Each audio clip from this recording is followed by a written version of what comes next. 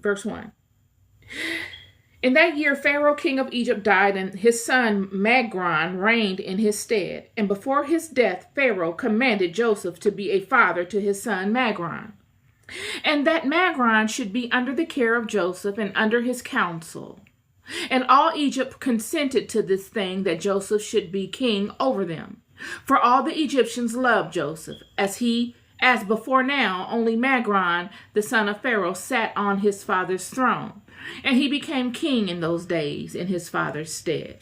So now we see that Joseph has been exalted in the absence of Pharaoh, or the king of Egypt. He has now been exalted to somewhat the role of the king of Egypt.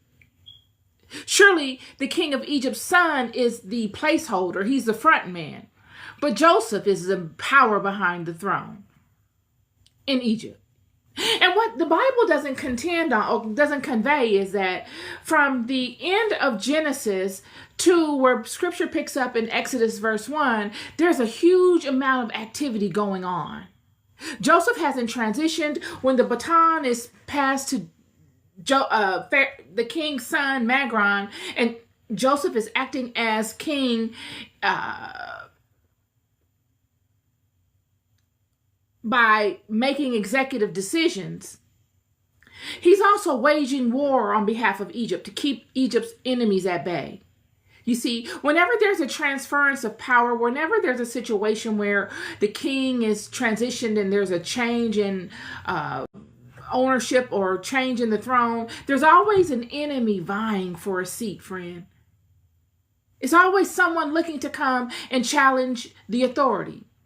And this is why the king that transitioned had Joseph promise that he would allow himself to be the invisible power behind the throne and allowing his son to be the front man, but Joseph really directing the course of the nation in silence.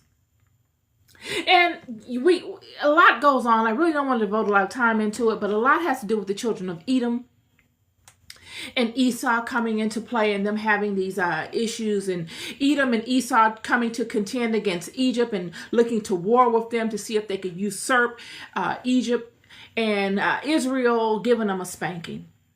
And Edom, Esau's descendants, tuck their tails and they go hide away, and they never try Israel again because they know that they cannot contend because of the power and the force that God has over this house.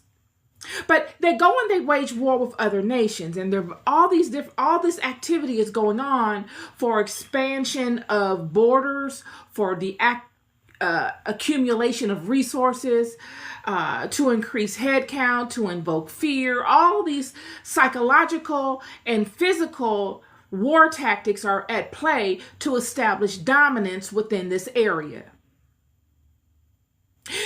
The players are starting to position themselves, those that we will see in later chapters, such as